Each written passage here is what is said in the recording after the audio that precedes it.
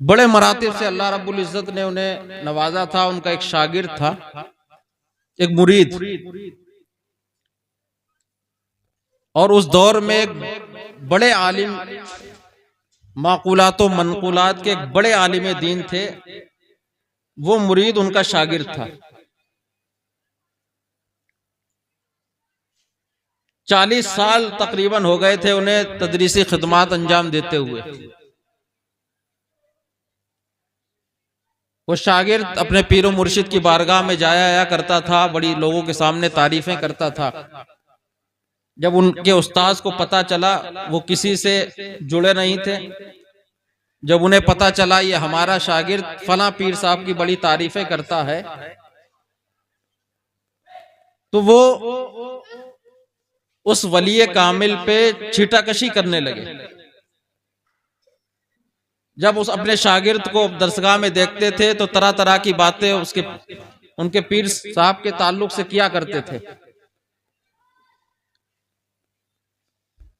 लेकिन उसने अपने पीरो मुर्शिद का दर नहीं छोड़ा, उनके यहां जाना नहीं छोड़ा। जो चीज वो हासिल कर रहा था उस चीज को हासिल करना उसने नहीं छोड़ा, लगा रहा वो कोशिश में। अपने उस्ताद के पास रोजाना वो ताने सुना करता था अपने पीरो मुर्शिद के ताल्लुक से। एक दिन उससे बर्दाश्त नहीं हुआ, उसे गुस्सा आया जब उनके उनके उस्ताद ने उनके पीरो मुर्शिद की बुराई करना शुरू की। तो वो जलाल में शागिर्द आया और देखें, कहने लगा आप हराम कारियां करते हैं और हमारे पीरो मुर्शिद पे उंगलियां उठाते हैं। अब इसके उस्ताद एकदम पैरों के नीचे से जमीन निकल गई, खामोश हो गए, चेहरा उतर गया। दिल में सोचने लगे कि रात की तन्हाइयों में जो हम करते हैं, मुझे मालूम, मेरे रब को मालूम है, इसे आखिर कैसे ये बातें मालूम हुई। उसे तन्हाई में ले गए, शागिर्द को, अपने शागिर्द से कहते ये बताओ कि जो मैं रात की तन्हाइयों में करता हूं आखिर तुम्हें कैसे खबर मिली।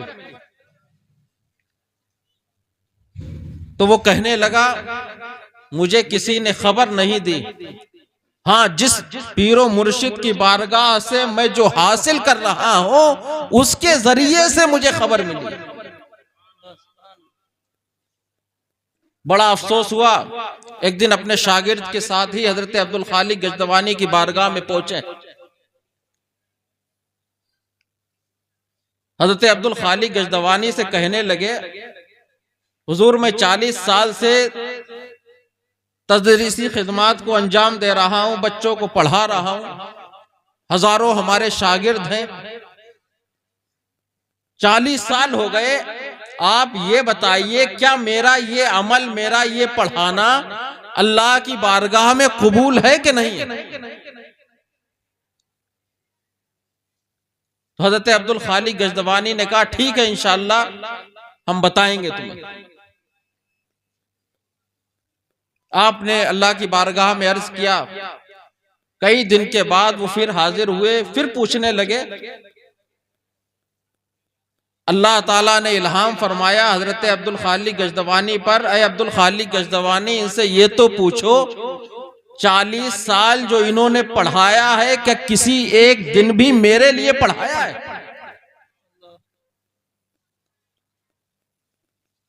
हजरत अब्दुल खालिक गजदवानी ने ये जुमले जब उन आलिम दीन से कहा तो एकदम उनका चेहरा उतर गया, कफे अफसोस करने लगे और कहने लगे हुजूर ये तो हकीकत है, मैंने 40 साल तदरीसी खिदमात अंजाम दिए लेकिन एक दिन भी मैंने अल्लाह की रिजा के लिए नहीं पढ़ाया, बल्कि हर मामले में मैं सोचता था कि मेरा सिक्का चल जाए, मेरी शागिर्दों के ऊपर जम जाए, मेरा एक रोब कायम हो जाए। मैंने दुनिया को दिखाने के लिए, अपनी जमाने के लिए, अपने रोब को बैठाने के लिए खिदमत को अंजाम दिया। किसी दिन भी मैंने अल्लाह की रिजा के लिए एक दिन भी नहीं पढ़ाया। 40 साल की तदरीसी खिदमत उनकी उनके मुंह पर मार दी।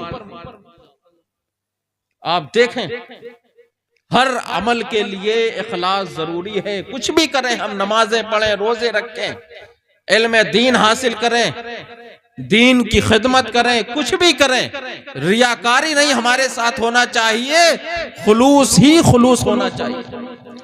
और जब खुलूस होता है तो यही अब्दुल खालिक गजदबानी है, अल्लाह ने जिन्हें इल्म दीन की दौलत से भी माला माल फरमाया था, अमल की दौलत से भी माला माल फरमाया था, इखलास की दौलत से भी माला माल फरमाया था।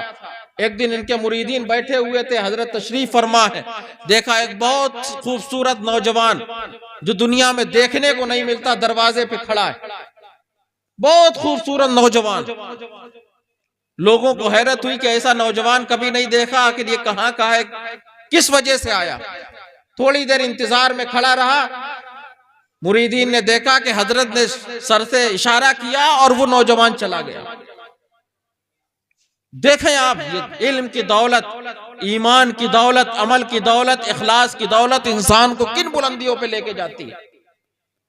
मुरीदीन ने बड़ी हिम्मत करके हजरत से अर्ज किया, हजरत ये तो बताएं, ये आखिर नौजवान आया था दुनिया में, हमने इसे कहीं देखा नहीं, आखिर किस वजह से आया था और आपने सर का इशारा किया और ये नौजवान चला गया। हजरत अब्दुल खालिक गजदवानी फरमाते हैं, ये दुनिया का कोई इंसान नहीं था, ये एक फरिश्ता था। किसी वजह से ये अपने मर्तबे से नीचे कर दिया गया था। ये हमारी बारगाह में सिफारिश लेके आया था कि आप अल्लाह की बारगाह में सिफारिश फरमा दें ताकि हमें हमारा मर्तबा वापस मिल जाए।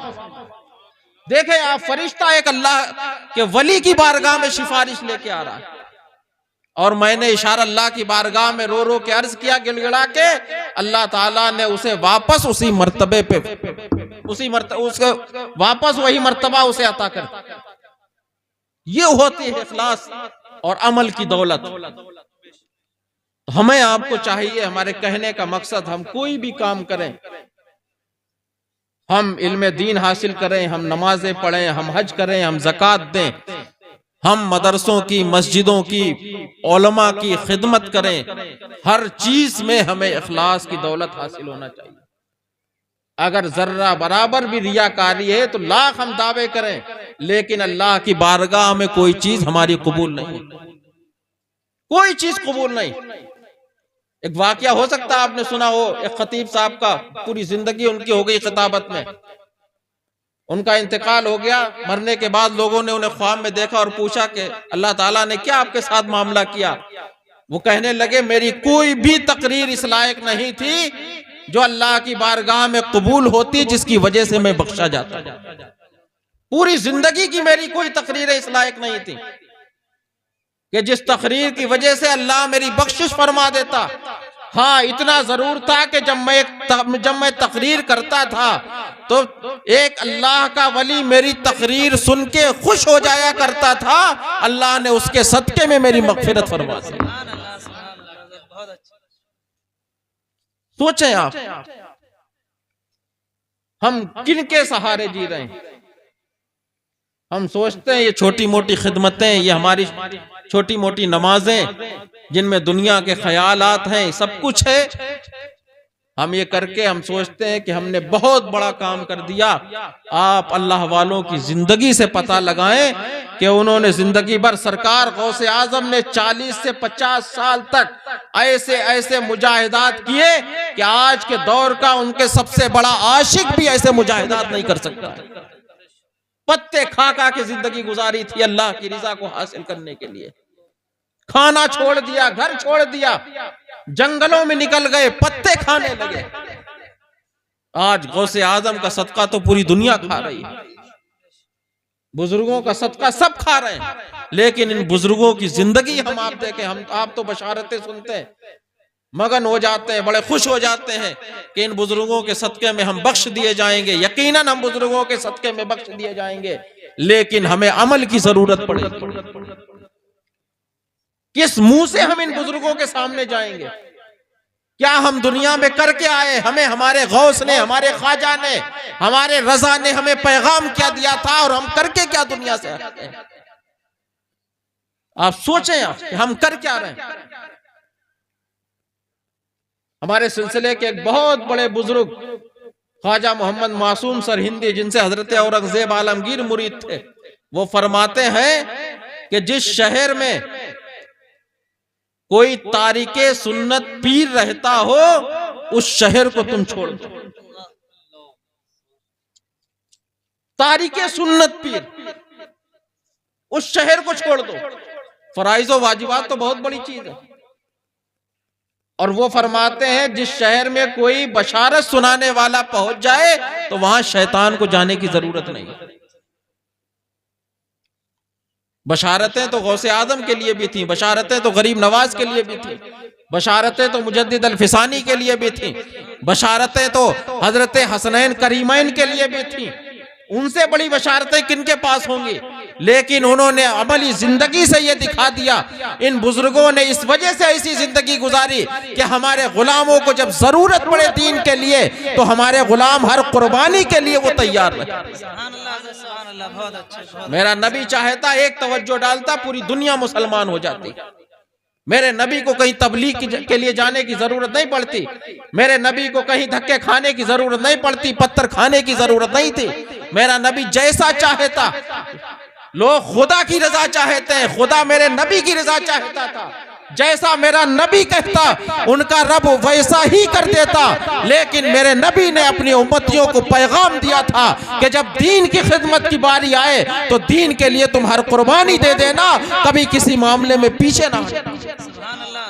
ये तकलीफें मेरे नबी ने यूं ही नहीं उठाई थी, ताइफ के पत्थर मेरे नबी ने यूं ही नहीं खाए थे, इसीलिए खाए थे कि कल वक्त आएगा ऐसा आपको दीन के लिए पत्थर भी खाना पड़ेंगे, जेल की सलाखों में भी डाला जाएगा, तरह तरह की अजियतें पहुंचाई जाएंगी, लेकिन दीन के मामले में, नबी के मामले में कभी किसी हाल में पीछे ना हटना। बातें करना बहुत आसान है, कुर्बानियां देना बहुत मुश्किल काम। हमारे बुजुर्गों ने अमली जिंदगी गुजारी। सरकार इमाम अहले सुन्नत के आप वाकयात पढ़ लें। मदारिस के बच्चों के लिए जब कभी कभी खाना कम पड़ जाया करता था तो हजरत इमाम अहले सुन्नत अपना खाना बच्चों के लिए भेज दिया करते थे, खुद भूखे सो जाया करते थे। आप देखें इन बुजुर्गों की अमली जिंदगी, इमाम अहले सुन्नत ने कैसी जिंदगी गुजारी। लेकिन आज इनकी जो बनाई हुई फील्ड है, इन्होंने जो बाग लगाया है, उसका फायदा हम उठा रहे हैं। हमें जरूरत है कि हम अपनी जिंदगी को बदलें, तभी ये हमारे नारे काम आएंगे, तभी ये हमारे नाम काम आएंगे, तभी ये वाहवाही काम आएगी जब हम अमली जिंदगी गुजारेंगे। ये मदरसे, ये दीन के किले हैं। आज के दौर में जो दीन बाकी है इन्हीं मदरसों से बाकी है। न हमने भी कोई कसर नहीं छोड़ी दीन को खत्म करने के लिए, दीन को मिटाने के लिए। हमारा तो हाल ऐसा है कि न हम लिबास से मुसलमान लगते हैं, न चेहरे से मुसलमान लगते हैं, न अमल से, न किरदार से हम किसी हाल में मुसलमान लगते ही नहीं है। ये अगर मदरसे न होते तो दीन बाकी नहीं है। उस्ताद उलमा है, वो दीन के सच्चे खादिम हैं, जिनकी मेहनतों से, जिनकी कोशिशों से आज दीन बाकी है।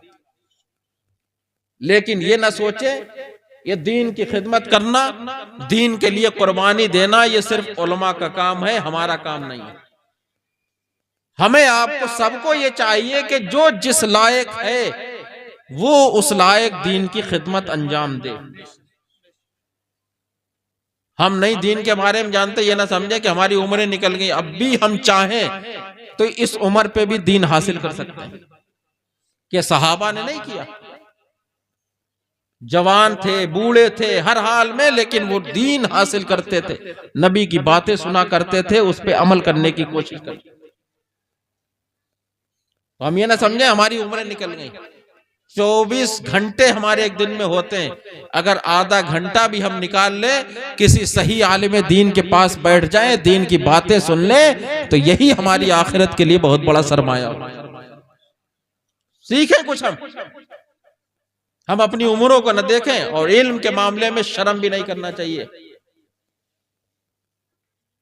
इल्म हासिल करते रहें। जो इंसान इल्म में दीन हासिल करता है, जब तक वो इल्म में लगा रहता है तब तक वो अल्लाह के रास्ते पे होता है। मौत भी उसकी शहादत की मौत लिखी जाती है। तो अल्लाह वाले तो दुआएं मांगते थे, अल्लाह मुझे जिंदगी भर तालिबे इल्म बना के रख, तालिबे दीन बना के रख। तो हमें आपको भी चाहिए 10 मिनट, 15 मिनट, आधा घंटा बैठे अपने इमामों के पास, बैठे अपने नेक उलमा के पास, ताकि हम उनसे हुजूर की सीरत सुना करें, मसले मसाइल सुना करें, अच्छी बातें सुना करें। हम अपनी उम्रों को न देखें, और दीन के लिए जब जरूरत पड़े, हम नहीं कुछ कर सकते हैं, हम अच्छों के साथ उनके कांधे से कांधा मिला के खड़े हो जाएं, यही सबसे बड़ी उनकी ताकत है। हर हाल में जब मदरसे की हमारी जरूरत पड़े तो हम मदरसे के लिए कुर्बानी दें, मस्जिद के लिए जरूरत पड़े हम मस्जिद के लिए कुर्बानी दें, दीन की बका के लिए जरूरत पड़े, दीन के तहफ्फुज के लिए हम अपनी कुर्बानी दें। हर हाल में हम लगे रहे, जो लोग भी दीन की खिदमत कर रहे हैं उनके कांधे से कांधा मिला के हम चलते रहे, तो इंशाअल्लाह अगर कल वो बख्शे गए तो उनके सदके में हम भी बख्श दिए जाएंगे। खुलूस के साथ, लिल्लाहियत के साथ हमारा काम है कि हम दीन की खिदमत अंजाम देते रहे। बड़ी खुशी है माशाअल्लाह, ये उतने उलमा फारिग हो रहे हैं, अल्लाह ताला इन्हें आलिम दीन के साथ आलिम बाअमल भी बनाए। और ये इतने अगर सही तैयार हो गए तो देखना इंशाअल्लाह इस्लाम में बहारें ही बहारें नजर आएगी। और एक कभी अगर जिंदगी में हमने ईमान बचा लिया तो हमारी मगफिरत के लिए वो एक का ईमान बचाना ही काफी होगा। कोशिश करते रहे, कोशिश करना हमारा काम है। आज दुनिया लगी हमें खत्म करने के चक्कर में, दुनिया लगी आज हमें मिटाने के चक्कर में। आज हमारे मदरसों से नफरत है, हमारे दीन से नफरत है, हमारी खानकाहों से नफरत है, हमारे लिबास से नफरत है, हर चीज से नफरत हो गई लोगों को। लेकिन याद रखें, जो जितना हमें मिटाने की कोशिश करे उतना ही हम उभरने की कोशिश करें। जो मेरे नबी पे उंगली उठाए, हम उनका कुछ जवाब नहीं दे सकते, लेकिन इतना तो जरूर करते हैं, हम उतना ही नबी के जिक्र को आम करते हैं। कसरत के साथ हम अपने नबी का जिक्र करा करें, नबी पे दुरूद पढ़ा करें। हमारा जो काम है वो हम अपने काम को अंजाम देते रहें। अल्लाह ताला हमारी इस महफिल को कबूल फरमाए और इस इदारे को, इस इदारे के मुआविनीन को और इसके मुंतज़मीन को अल्लाह तरक्कियां अता फरमाए, दारैन की नेमतों से माला माल फरमाए। अस्तगफिरुल्लाह रब्बी मिन कुल्लि ज़ंबिन व अतूबु इलैहि व मा अलैना इल्लल बलाग। अब आराम से बैठे, आप दस्तारबंदी का मंजर देखेंगे, उसके बाद सलातो व सलाम होगा।